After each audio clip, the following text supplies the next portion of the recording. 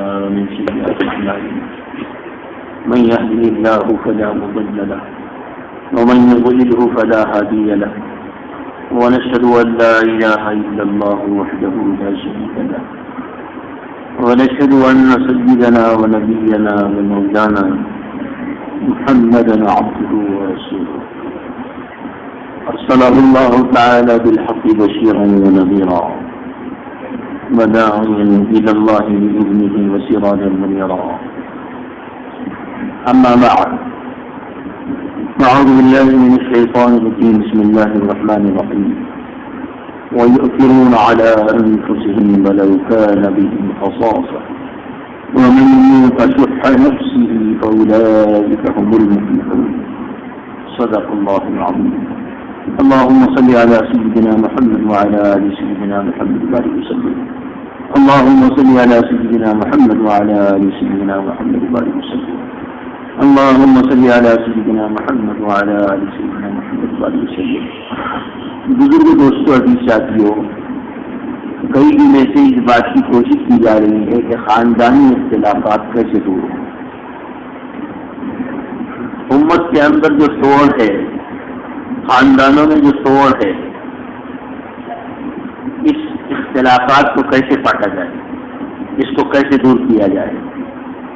جناب رسول اللہ صلی اللہ علیہ وسلم نے اس سلسلے میں کیا ہدایتیں ارشاد فرمائی ہیں.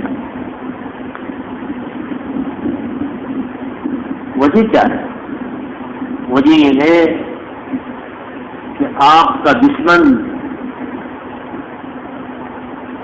جو یہود و نصارہ آپ کے دشمن ہیں، انہوں نے بالکل بارہ بارہ کر کے رکھ دیا، سب کو بکھیر کے رکھ دیا.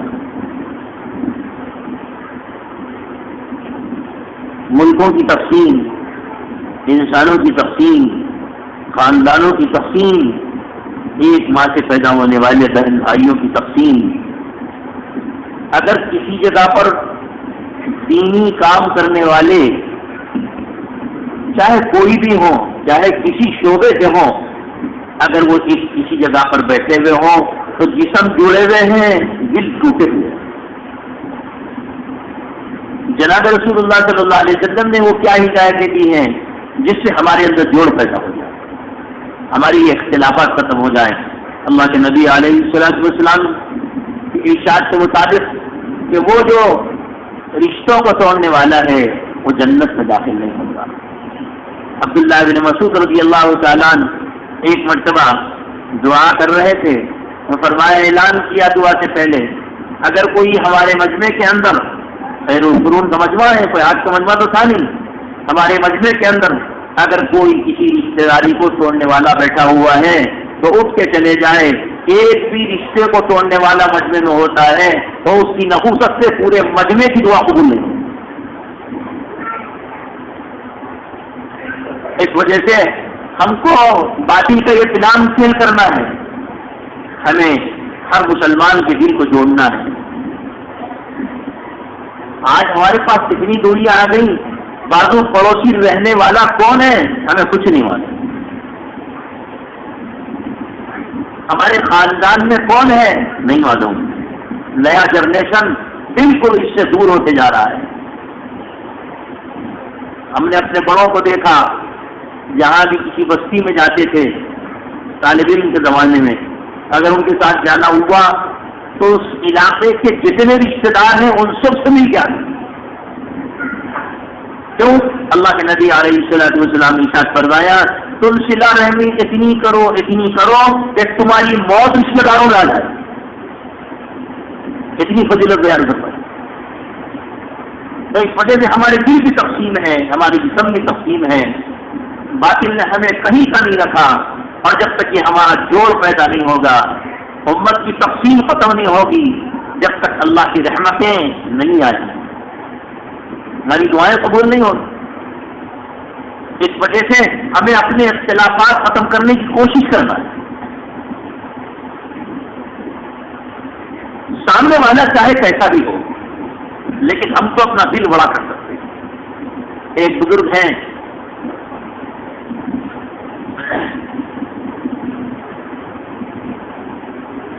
ان ان کے پاس ایک صحابہ آئے، کہنے لگے آپ کی تو بہت برائی بیان کرتے ہیں فلاں صاحب۔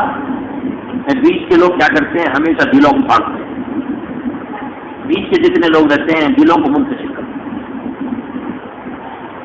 آپ کی تو بہت مخالف بنا تھا، آپ ان کی ہمیشہ تعریف کرتے ہیں، وہ آپ کو ہمیشہ گالی دیتے ہیں، ہمیشہ برا بھلا کہتے ہیں، اور آپ ہیں کہ ان کی تعریف کرتے رہتے ہیں۔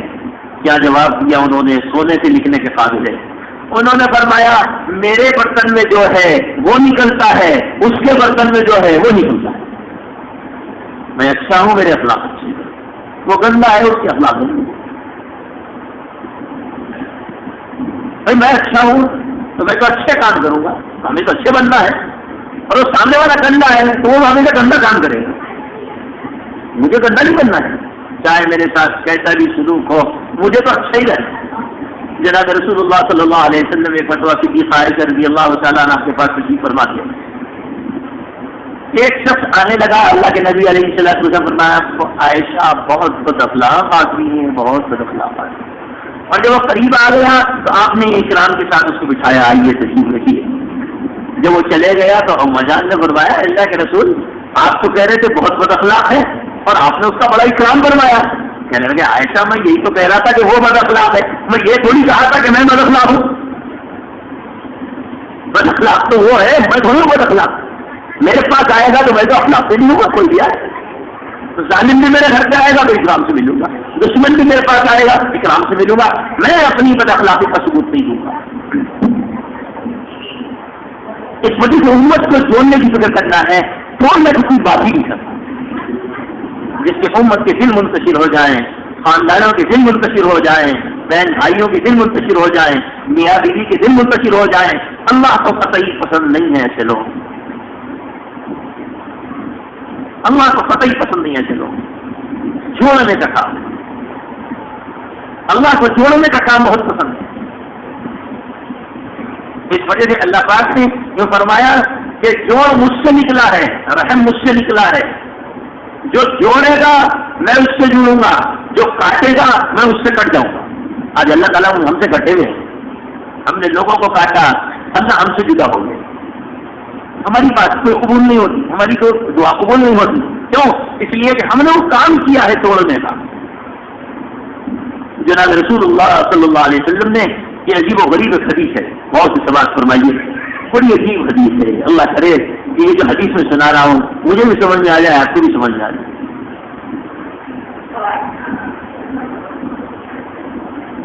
اس مرتبہ جناب رسول اللہ صلی اللہ علیہ وسلم کے پاس ایک صحابی آئے، اور صحابی آنے کے بعد بڑا عجیب و غریب سوال فرمایا، کمال تھا صحابہ کا بھی، اللہ ان کی قبروں کو نور سے بھر دے، اللہ ان کے درجات سے بھر دے۔ یہ فرمایا ای الاعمال خیر، او کما قال ای الاعمال خیر، اللہ کے رسول سب سے بہتر عمل کیا ہے؟ اچھا عمل بتائیے آپ مجھے۔ جناب رسول اللہ صلی اللہ علیہ وسلم فرمایا الجہاد فی سبیل، اللہ کے راستے میں جہاد کرنا، الجہاد فی سبیل، اللہ کے راستے میں جہاد کرنا سب سے بہتر عمل ہے۔ پھر اس صحابی نے دوسرا سوال فرمایا ای الرقاب افضل، اے اللہ کے رسول کون سا غلام آزاد کرنا افضل ہے؟ غلاموں کا زمانہ تھا، غلاموں کو بیچا جاتا تھا، انسانوں کو غلامی میں آتے تھے، وہ دور تھا۔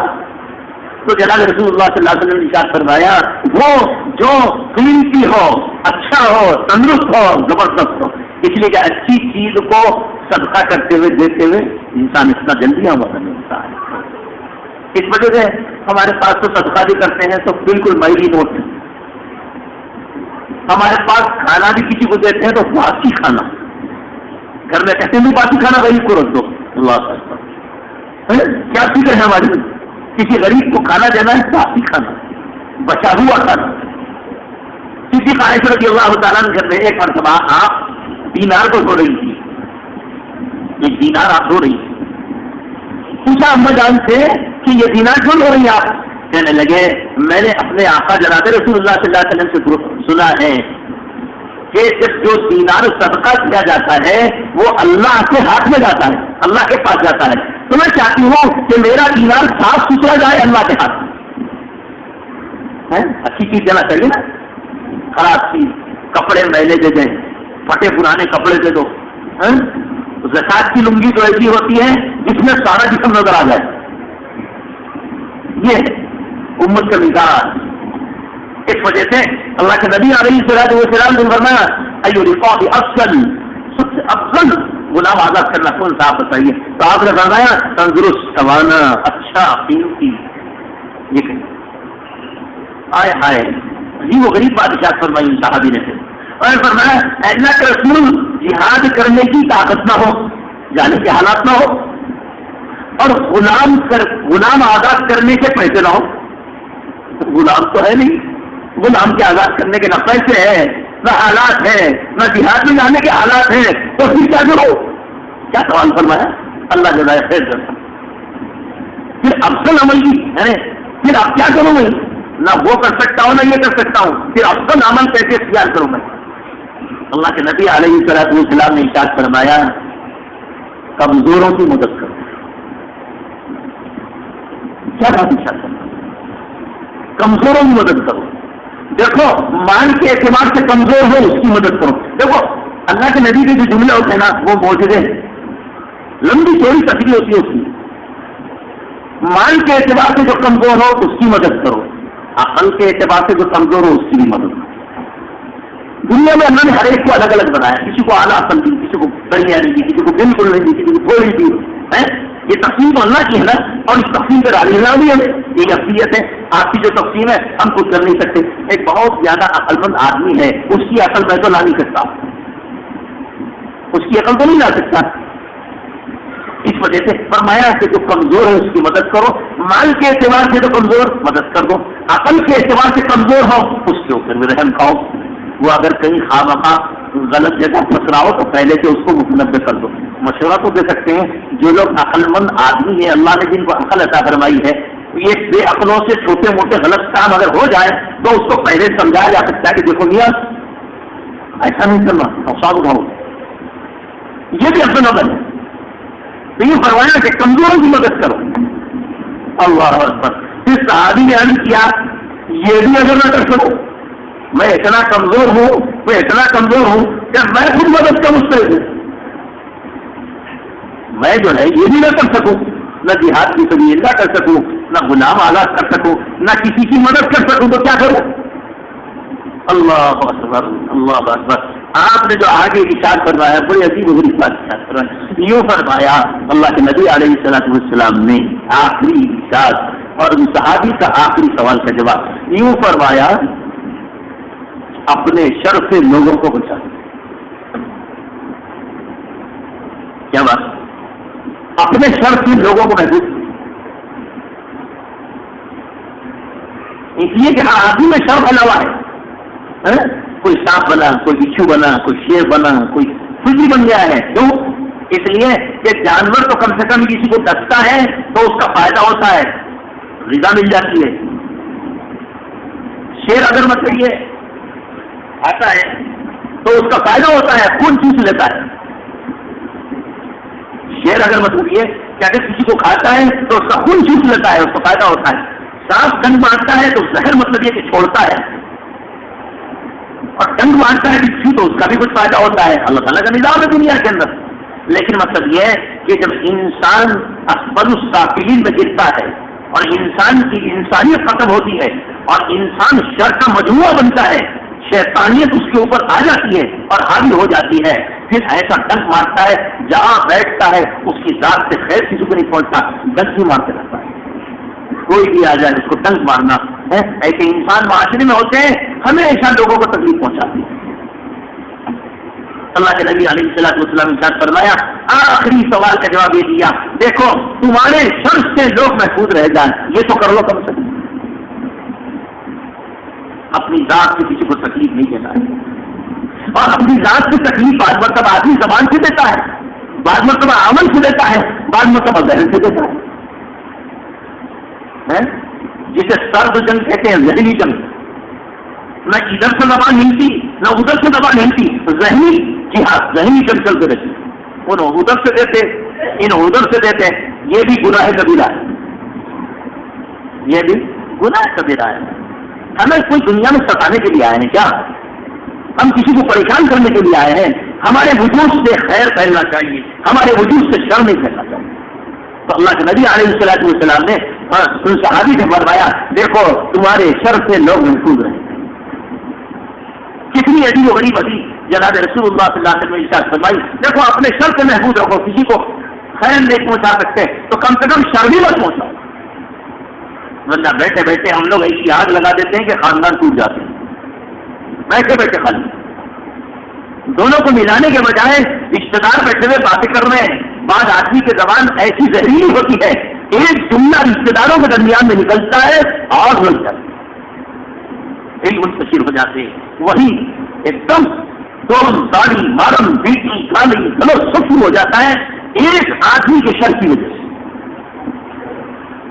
جو لوگ جانتے ہیں خاندانوں کو ملانے کا کام کرتے ہیں, رشتے داروں کو ملانے کا کام کرتے ہیں. وقت کی اہم ضرورت ہے لوگوں کے اختلافات کو دور کر کے قریب کرنا. وقت کی اہم ضرورت ہے لوگوں کو ملانے کی کوشش کرنا. چاہے لوگ ہمارے ساتھ کیسا ہی سلوک کریں, لیکن ہم تو ان کے ساتھ اچھا برسلوک کریں گے.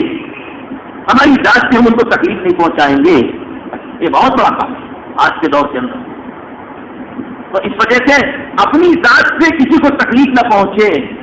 آدمی خیر کا مجسمہ بن جائے, نہیں میں نہیں کوئی جاؤں گا کسی کو. حضرت مولانا مفتی شفیع صاحب رحمۃ اللہ علیہ, اللہ جزائے خیر دے ہمارے بزرگوں کو, ہمارے اکابر کو, ہمارے اولیاء کو. دیکھیے میں جو قصہ سنا رہا ہوں آپ کو, آپ ذرا بات پہ غور کریے کہ کیا آدمی کی فکر ایسی نہیں ہو سکتی ہے کیا؟ میں تو پڑھ پڑھ کے ان بزرگوں کے قصے جب پڑھتا ہوں میں سوچتا ہوں کہ یا اللہ یہ کس مٹی کے بنے ہوئے تھے, اللہ نے ان کو کیسے بنایا تھا. ہم بھی ہیں وہ بھی ہے, لیکن ان کی فکر کتنی اعلیٰ اور کتنی سوچ عجیب و غریب. ایک مرتبہ حضرت مولانا مفتی شفیع صاحب رحمۃ اللہ علیہ, مفتی اعظم پاکستان تھانوی رحمۃ اللہ علیہ خلیفہ بھی تھے. ایک مرتبہ انہوں نے اپنے بیٹے سے کہا, یہ کہا کہ دیکھو رمضان مبارک آ رہا ہے اور مطلب دل کے دورے بار بار پڑ رہے ہیں. ایسا معلوم ہوتا ہے کہ جب بھی دل کا دورہ پڑتا ہے یا آخری وقت ہارٹ اٹیک ہو رہا تھا. رمضان کا زمانہ آیا, دل کے اوپر بڑا بوجھ پڑا اور پھر دل کا دورہ پڑا. تو نے سمجھا کہ آخری وقت ہے یہ, اب دنیا میں پھر رہنا نہیں ہے. تو کہنے لگے کہ میری اس بیماری کے اندر جب دل کا دورہ پڑتا تھا, ہر ایک کی تمنا یہ ہوتی ہے کہ رمضان میں میرا انتقال ہو جائے.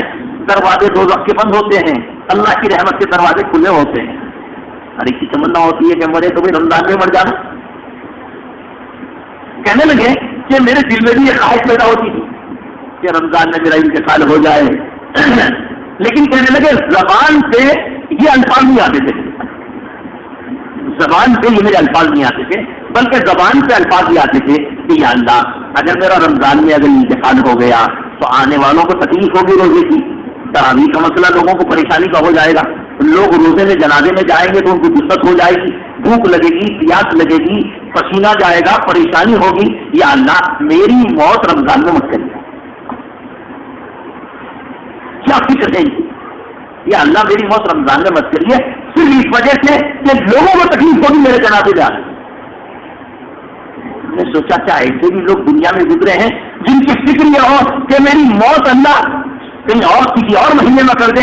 اگر رمضان میں ہوں گے تو لوگوں کی تراویح کا مسئلہ آئے گا, رشتے داروں کے آنے کا مسئلہ آئے گا, ان کے روزوں میں قسمت کا مسئلہ آئے گا, ان کی مسئلے کی پریشانی کا مسئلہ آئے گا. اے اللہ میں دنیا میں کبھی کسی کو پریشان نہیں کیا, میرے جنازے میں بھی ایسے وقت میرا جنازہ ہو کہ میرے جنازے سے بھی کوئی پریشان ہو. تو ہو سکتی ہے ایسا کہ آدمی مرنے کے بعد بھی کسی کو تکلیف دینا نہیں چاہ رہا, مرنے کے بعد بھی کسی کو تکلیف دینا نہیں چاہ رہا. کیا ایسی زندگی اللہ پاک نے ایسے انسانوں کی بنائی ہے؟ حضرت مفتی شفیع صاحب رحمۃ اللہ علیہ نے بڑی عجیب و غریب ایک حدیث لکھی ہے.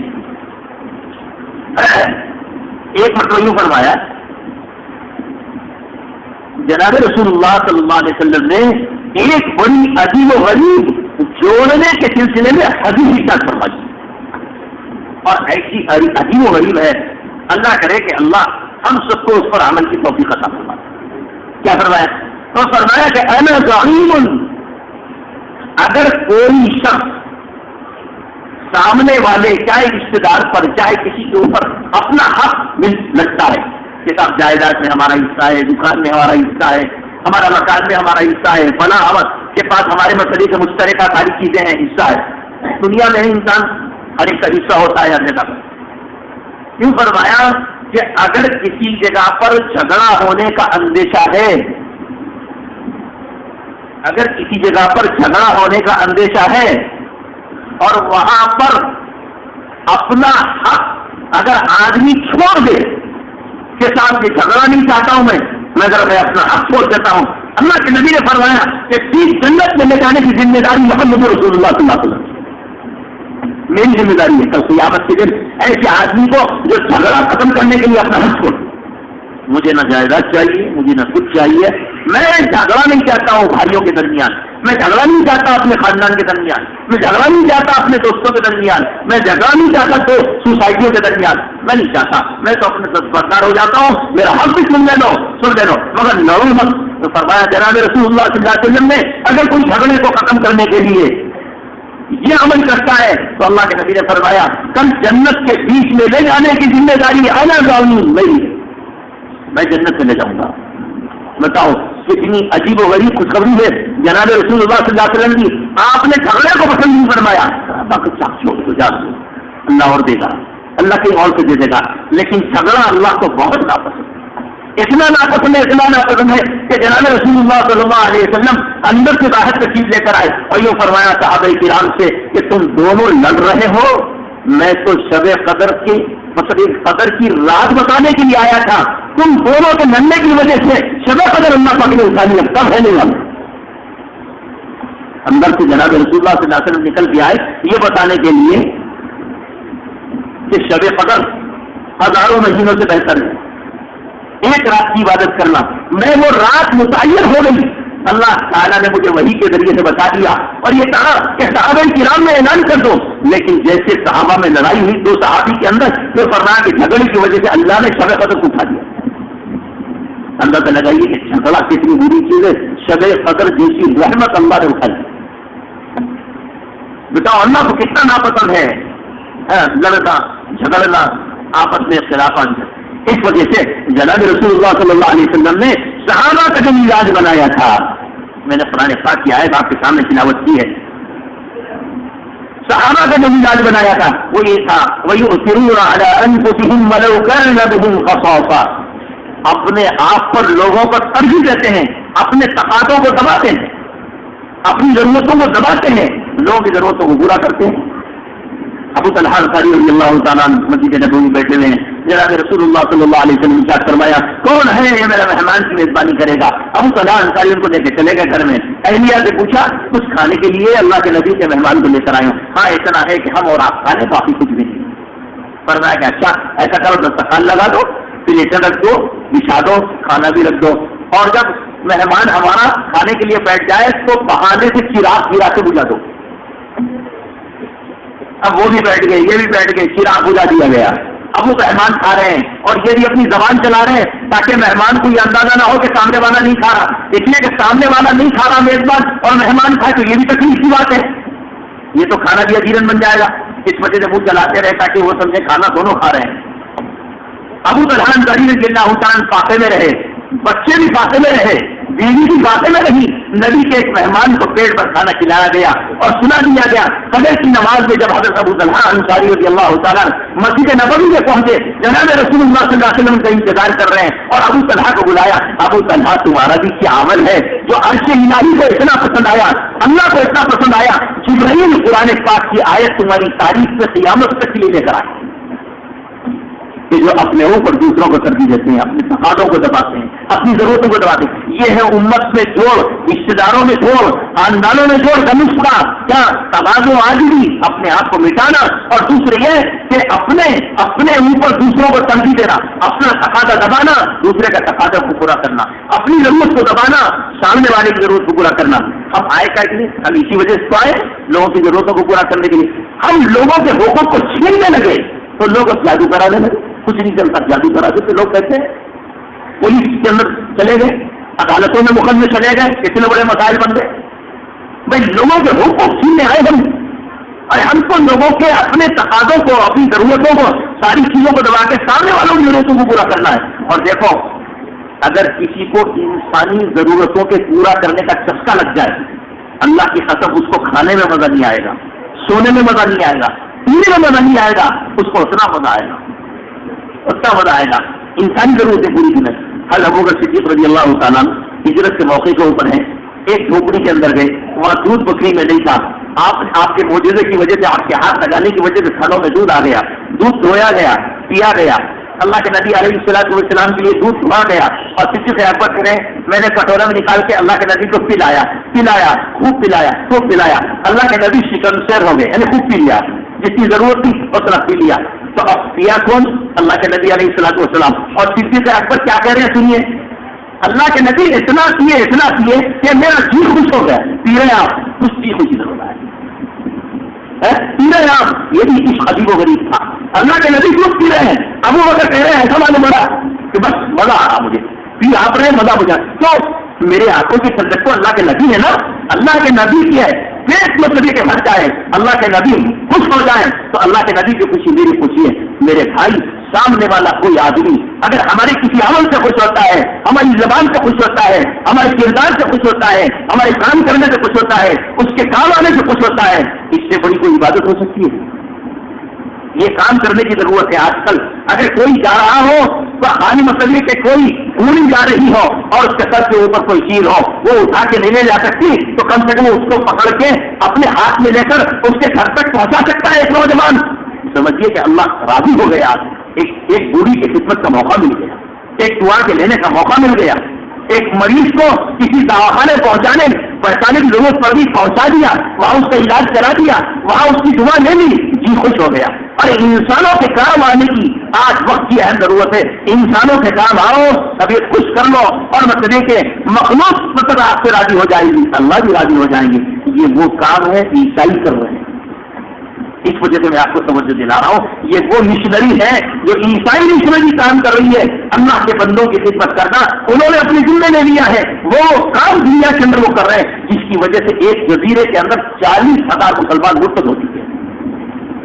दवाखाने, अस्पताल, औकात के काम, पानी पिलाने के काम, उनके इलाज के काम, उनकी शादियों के काम, उनकी बीमारियों के काम, उनके दवाखानों के सारे काम, उनके तालीम के सारे काम, सारा काम ईसाई मिशनरी में आज वो जो हमारे साथ था वो आज वो मिशनरी काम कर रही है।